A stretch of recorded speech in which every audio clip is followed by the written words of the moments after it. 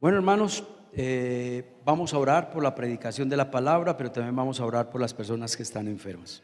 Dios Todopoderoso, queremos orar por las personas que están enfermas. Seguimos orando por la pastora Ligia, por su salud. Gracias porque hoy recibí buenas noticias de que ya entró en proceso con toda la papelería para hacer el trasplante de médula. Oramos, Señor, para que eso sea una verdad, una realidad en la vida de nuestra pastora Ligia. También queremos orar, oh Dios, por nuestra hermana María Elena. Ayúdale, bendícele, fortalécele, sánale, restaura su salud. También queremos orar, oh Dios, por nuestra hermana Olga Marulanda. Y también quiero orar, oh Dios, por la hermana Olga, mi suegra. Ella se fracturó una mano hace una semana y la idea es que le van a hacer la cirugía dentro de una semana. Oramos, Señor, para que todo salga bien. Oramos, Señor, para que tú le ayudes a ella. También oramos, Señor, por nuestra hermana Flor. Quiero orar por ella, por su salud, también por la salud de su nieta. Y oramos también, oh Dios, por todas las personas que están enfermas y que necesitan, Dios mío, de un milagro, que necesitan, Dios mío, de la sanidad del médico de los médicos, que es nuestro Dios. Tu palabra dice que tú eres quien sanas todas nuestras dolencias. Lo creemos. Y creemos en esa palabra que está en el Salmo 103. Háblanos hoy, oh Dios, a través de tu palabra. Permite, Señor, que estemos atentos a lo que tú quieres hablarnos en el día de hoy.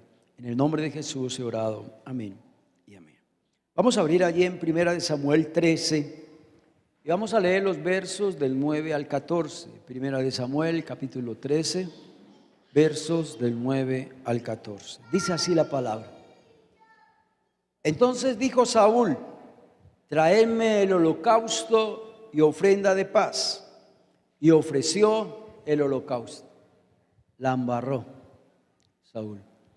Saúl era rey, no era sacerdote, entonces él no podía ofrecer ¿qué? Holocaustos. Eso estaba en contra de la palabra de Dios. Y cuando él acababa de ofrecer el holocausto, he aquí Samuel el profeta que venía, y Saúl salió a recibirle para saludarle. Entonces Samuel le dijo: ¿qué has hecho?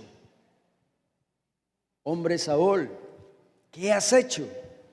Y Saúl respondió: porque vi que el pueblo se me desertaba y que tú no venías dentro del plazo señalado y que los filisteos estaban reunidos en Micmas.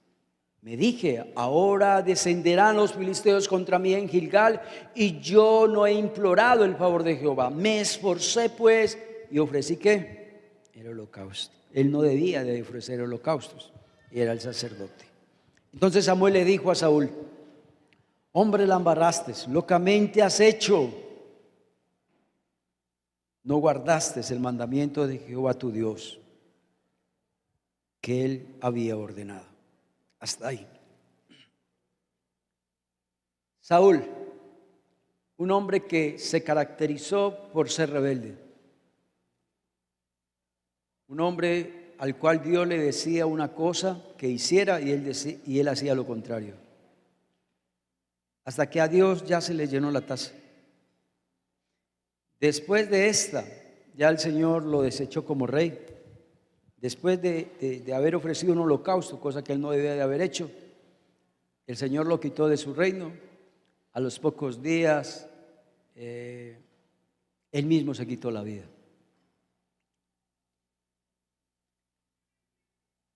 Saúl era un hombre obstinado, rebelde, un hombre insensato, un hombre egoísta. Y eso fue lo que le pasó a Saúl. Pero yo creo que lo que le pasó a Saúl nos pasa a muchos de nosotros, ¿o no? Somos también rebeldes. Dios nos dice algo que hagamos y nosotros hacemos lo contrario, lo que a nosotros nos parezca mejor. A veces nos hacemos los de los oídos sordos al consejo de la palabra. No queremos que nadie nos diga nada. No queremos que nadie nos dé opinión. No queremos que nadie nos dé un consejo. Nosotros creemos que sabemos más que los demás. ¿Sí? A nadie le gusta que le digan cómo administrar las finanzas. Eso para mucha gente eso es un insulto. O que alguien le diga cómo educar los hijos. No, es que yo soy capaz. O que alguien le diga cómo debe de vestirse. Haga eso para que le peguen un puño. O que usted le dé un consejo a alguien que usted debe pilas con esa amistad, a esa persona no le conviene. ¿Cómo le sacan la piedra? Que le digan cómo debe de administrar el tiempo. No, no se metan en mi vida. Yo administro mi tiempo como a mí me dé la gana. Dígale a alguien que no se vista así. Usted se ganó un enemigo. Es decir, tenemos un problema serio en someternos a Dios. Lo triste es que eso no queda así. Como dice el dicho, no, ese morado no se queda así. Eso se hincha. Y fue la reflexión de hoy. La reflexión hoy nos enseñó que nuestros actos tienen ¿qué? Consecuencias. ¿Sí? Y ya cuando llegan las consecuencias, después de yo haber desobedecido a Dios, después de yo haber hecho lo que a mí me parece, no lo que a Dios le parece, entonces ahí sí nos lamentamos. ¿Por qué no hice caso? ¿Por qué no acepté el consejo? ¿Por qué me comporté tan neciamente? Bueno, ese es el propósito del estudio de hoy. El propósito del estudio de hoy es que usted y yo escojamos mejor someter nuestra vida al Señor. ¿Qué tal el que está manejando el video y me coloca el título? Imagine un mensaje con 2 títulos. Tenía 2 opciones: colocar a Jesucristo, el Hijo del Hombre, o el otro. Lo mejor que puedes hacer es someter tu vida a Jesús. Hace varios meses, los que están en las oraciones, los que se conectan en la oración los martes y los jueves, vengo con una serie de estudios. Primero vimos los nombres de Dios del Antiguo Testamento y su significado. Y ya estamos estudiando, ya estamos terminando los nombres de Cristo. Y para mí fue una sorpresa esta semana que me tocó dar la reflexión en la oración del martes, encontrarme con este término, con este título del Señor Jesús. Yo creo que todos los que estamos acá, de una u otra forma hemos leído en la Biblia que a Jesús se le llama el Hijo del Hombre, el Hijo del Hombre. Entonces me di a la tarea de investigar qué significa el Hijo del Hombre, qué significado tiene, ¿cierto? Y le cuento que para mí fue una sorpresa porque yo siempre tenía en mente que el Hijo del Hombre tenía que ver con la naturaleza de Jesús. Pues sabemos que Jesús tuvo 2 naturalezas, la humana y la divina, pero sorpresa para mí que el Hijo del Hombre de una u otra forma casi no tiene nada que ver con la naturaleza humana de Jesús, sino que tiene otro significado. Y eso es lo que vamos a aprender hoy. Y el contexto, la primera vez que apareció en la Biblia el término el Hijo del Hombre está en Daniel capítulo 7, verso 13 al 14. Entonces la idea es estudiar el contexto de este pasaje y así vamos a entender qué significa el Hijo del Hombre. Miremos, Daniel 7, verso 13 al 14. Miraba yo en la visión de la noche, quiere decir que Daniel tuvo una visión. He aquí en las nubes del cielo, ¿se acuerda que Jesucristo también lo dijo en Mateo 24? Que el Hijo del Hombre iba a venir en las nubes. Y dice que uno como un hijo de hombre. ¿Quién es ese hijo de hombre? Jesús. Que vino hasta el anciano de días. Mire que está en mayúscula, anciano de días. ¿Cierto que hay canciones que hablan de anciano de días? Y hay gente que dice, ¿y quién es el anciano de días? ¿Con qué se come eso? ¿Cómo hace? ¿Quién es? El anciano de días es nuestro Dios, nuestro Padre Celestial. Entonces ahí estaba el Hijo y ahí estaba el Padre. E hicieron que Jesús, el Hijo del Hombre, se acercara al anciano de días. Y el verso 14, aparece ese verso precioso. Y el anciano de días le dio al Hijo del Hombre, ¿qué? Todo dominio, toda gloria, todo reino, le dio todos los pueblos, naciones y lenguas para que le sirvieran. Y el anciano de días le dio al Hijo del Hombre dominio eterno, que nunca pasará, y su reino nunca, nunca será destruido. El Hijo del Hombre era el título preferido de nuestro Señor Jesucristo cuando Él se autonombraba. Aparece 88 veces en el Nuevo Testamento. Y para entender ese término, el Hijo del Hombre, debemos de estudiar el trasfondo del Antiguo Testamento, ¿sí? Y cuando uno lee Daniel 7, muy bueno que ustedes hagan la tarea porque no hay tiempo para hacerlo. En Daniel 7, Daniel nos cuenta la visión, ¿cierto? Y dice que en la visión vio cuatro bestias, pero no bestias normales, no bestias como las que vemos hoy en día, no. Primero vio un león con alas. ¿Qué tal que estaba manejando el BioBit?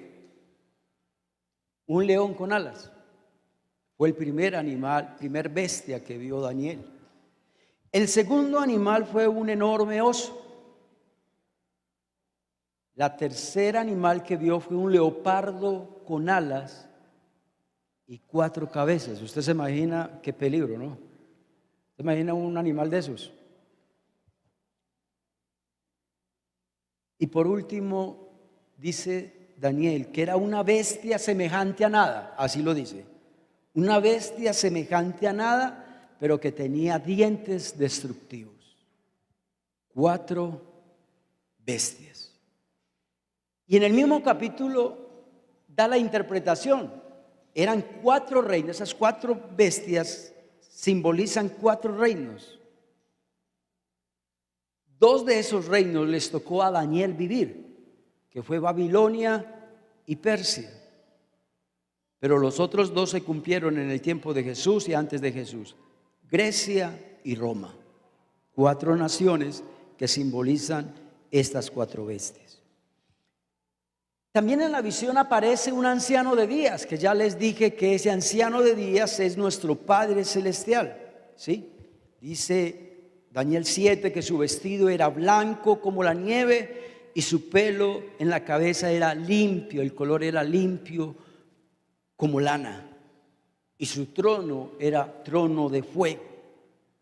Y dice que el anciano de días se sentó en su trono y fueron abiertos los libros para juzgar a estas 4 naciones, a estas 4 bestias.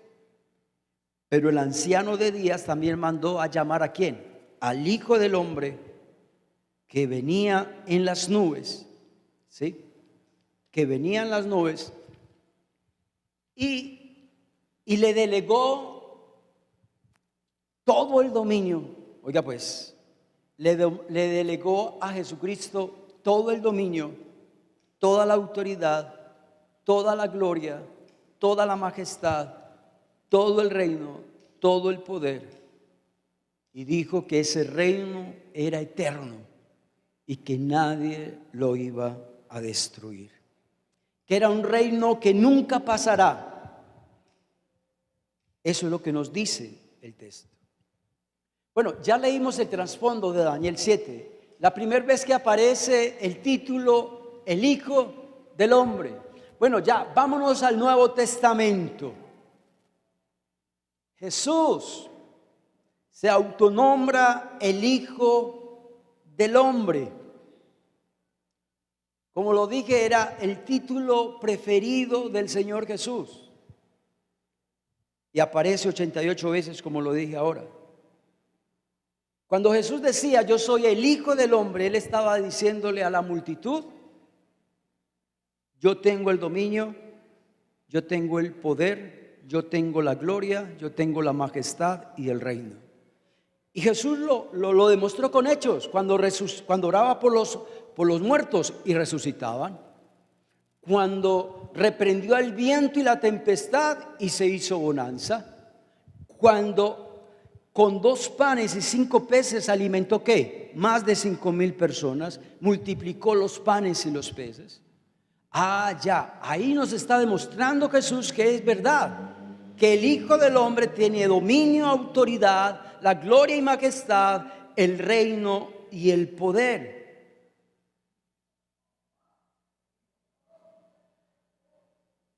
Bueno, si Jesús tiene toda la autoridad y todo el poder, entonces ¿por qué nos preocupamos tanto cuando llega un problema, cuando llega una necesidad, si Él tiene el poder? Y cuando decimos que Él tiene el poder, quiere decir que no hay nada que a Él le quede ¿qué? Grande. No hay nada imposible para Él. Quiero que el que está manejando el videovid, por favor, me coloque Juan 13, versículo 3. Y dice así la palabra: sabiendo Jesús que el Padre, ya el anciano de días, ¿cierto?, le había dado todas las cosas ¿qué? En sus manos. Quiere decir que el Padre le dio a Jesucristo todas las cosas en sus manos, todas las cosas de la creación. Aún hasta nosotros somos pertenencia de nuestro Dios. Pero mire lo que dice Mateo 28, 18. Jesús se le acercó a sus discípulos diciendo: toda potestad me es dada tanto en el cielo como en la tierra. Toda potestad me es dada tanto en el cielo como en la tierra. Entonces, si Jesús es nuestra máxima autoridad, las autoridades, ¿qué hay que hacer? Obedecerles, ¿o no? Si usted no le obedece a una autoridad terrenal, ¿qué le pasa? No, y va a tener consecuencias. ¿Qué pasa si usted se rebela en el trabajo? ¿Qué pasa si usted se rebela en la universidad, en el colegio? Lo expulsa. ¿Qué pasa si usted desacata un dictado de un juez o de un fiscal? Va a haber consecuencias. A veces le tenemos más miedo y a veces nos sujetamos más a las autoridades terrenales que al Señor Jesucristo. Es que el texto es muy claro. A Jesús se le ha dado ¿qué? Toda potestad, tanto en el cielo como en la tierra. Entonces, si Él es nuestra máxima autoridad, entonces usted y yo hemos de estar sometidos a Él, así de sencillo y de fácil. Debemos de hacer lo que Él nos diga, debemos de seguir lo que Él nos diga, debemos de obedecerle, pues es el que tiene la autoridad y el poder. Pero hoy en día, lastimosamente, vivimos vidas sin tener en cuenta el señorío de Cristo en nuestra vida. ¿O no? Dios dice algo y yo hago ¿qué? Otra cosa. Lo que a mí me parece, lo hago. A veces Dios es muy claro en su palabra y salimos del culto y hacemos otra cosa diferente. Pero vaya, haga eso en el trabajo. A ver qué pasa. Vamos a leer Marcos 2:10. Ya quiero ir terminando con este texto. Pues para que sepáis, dice el Señor Jesús a sus discípulos, y también para nosotros, para que sepamos nosotros, que el Hijo del Hombre tiene potestad en la tierra. Hasta ahí. Cuando yo leí esa frase, yo dije, wow, ¿cómo? Dios, Jesucristo, tiene potestad en la tierra. Quiere decir que todo lo que Jesucristo quiere hacer aquí en la tierra, lo hace. Y nadie está para ponerle obstáculo a Dios. Y nadie está para decirle, no, no hagas eso. No, eso no, así no, es por aquí, no. Es que Él es el único que tiene esa potestad sobre el cielo y sobre la tierra. Entonces, si Jesús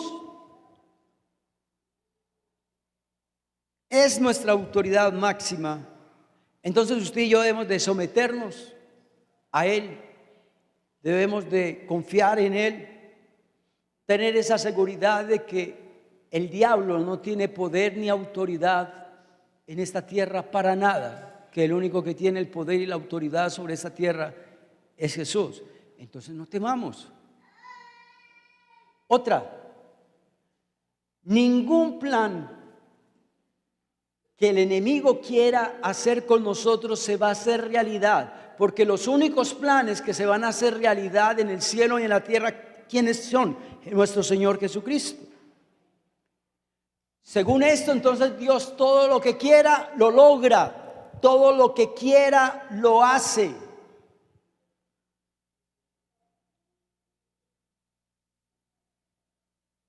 Si a Jesús se le ha dado toda la potestad en la tierra, entonces debemos de obedecerlo. Si Él nos dice que amemos en vez de odiar, hay que hacerlo. Si Él nos dice que hay que perdonar para poder ser perdonados, hay que hacerlo. Si Dios nos dice que dejemos de ser, que peleemos y que seamos pacificadores, entonces hay que hacerlo. Si Jesús nos dijo que busquemos primeramente el reino de Dios y su justicia, entonces hay que hacerlo. Es nuestra máxima potestad. Si Jesús nos dice que hagamos tesoros en la tierra, en el cielo y no en la tierra, entonces hay que hacerlo así.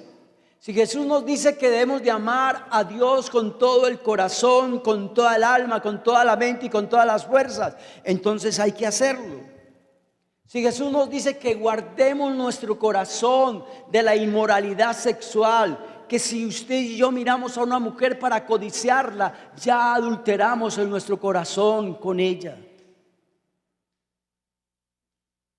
Usted sabe que si usted está casado, usted no tiene por qué estar mirando a otra persona, ni desear a otra persona,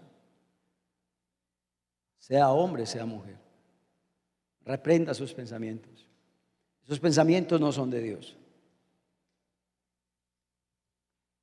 Si a Jesús se le ha dado toda la potestad, todo el poder, toda la honra, toda la gloria, entonces a Dios hay que obedecerlo. Porque cuando usted y yo somos rebeldes y desobedientes, no vamos a recibir ningún premio. Antes vamos a recibir ¿qué? Castigo de parte de Dios. Si Jesús te dice que por acá, es por acá, no por acá.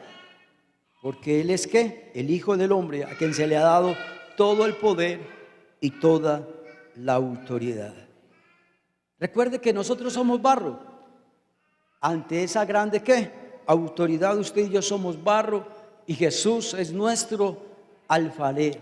Él moldea nuestra vida como Él quiere. Pero hay muchos de nosotros que luchamos en contra de la voluntad de Dios. Muchos de nosotros luchamos en contra de los planes y de los compromisos que Dios nos da. Si Dios nos manda a servirle, hay que servirle. Si Dios te ha dado dones y talentos, es para que usted los ponga al servicio de Dios. Pero hay mucha gente que se deja llevar por esta edad donde estamos viviendo en una era, hermano, donde nadie quiere servir a Dios ya. Los que estamos sirviendo a Dios son los viejitos, son los que venimos de atrás, pero no vemos jóvenes, adolescentes nuevos que se levanten para servir a Dios. Esta generación está así. Pero Dios nos hace un llamado. Yo tengo todo el poder, toda la autoridad. A mí se me deben de sujetar. Entonces, si yo los mando a servir, sirvan. Si yo los mando a predicar esta palabra a toda criatura y a ser discípulos a todas las naciones, entonces hay que hacerlo.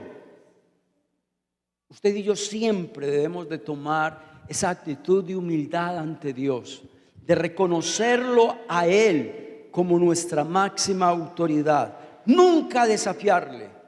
A Dios nadie le puede ganar. La voluntad de Dios, nadie puede doblegar la voluntad de Dios. Somos nosotros los que tenemos que doblegar nuestra propia voluntad a la voluntad y al señorío de nuestro Señor Jesucristo. Y tener siempre esa actitud de arrepentimiento, de honra y de gloria a quien se le ha dado todo el poder, toda la autoridad, todo el dominio, tanto en el cielo como en la tierra. Vamos a orar. Dios, gracias, porque esta palabra me habló. A veces somos rebeldes. Dios nos habla de miles formas para que hagamos las cosas como Él quiere. Pero nosotros hacemos lo que a nosotros nos parezca. Ayúdanos, Dios, a verte a ti, a quien se le han entregado todas las cosas, a quien se le ha dado todo el poder y toda la autoridad, tanto en el cielo como en la tierra. Perdónanos, porque muchas veces, Dios, nos comportamos como el rey Saúl, sabiendo que está en la palabra que no debemos de hacer tal cosa, pero por encima de eso lo hacemos. Por eso Samuel le dijo: ¿qué has hecho? Locamente has actuado. Y perdónanos, Señor, porque también nosotros muchas veces locamente hemos actuado. Si has venido hoy por primera vez, segunda vez a la iglesia, y aún los que nos están viendo por YouTube, ahí donde estás, nadie está con los ojos abiertos, todos estamos orando. Yo quiero que tomes una decisión muy importante, tal vez la más importante en tu vida. Ahí donde estás, dile al Señor: Dios, gracias, porque hoy he aprendido tu palabra. Perdóname porque en mi vida nunca te he reconocido a ti como mi máxima autoridad. Perdóname porque siempre he hecho lo que yo he querido. Y ahora me doy cuenta de las consecuencias que trae el uno rebelarse contra ti. Dios, perdóname, porque no he vivido como tú quieres que yo viva. Pero hoy te reconozco como el Hijo del Hombre, a quien se le ha dado todo el poder, todo el dominio, toda la majestad, toda la honra. Y yo quiero, Señor, que entres a mi vida, que tomes mi corazón, que te adueñes de mi corazón. Y quiero que me inscribas en el libro de la vida. Quiero, Dios, seguirme congregando y quiero seguir buscando tu rostro. Gracias, gracias, Dios, por tu palabra en esta mañana. En el nombre de Jesús, amén y amén. Dios los bendiga, hermanos. Que estén bien. Hasta luego.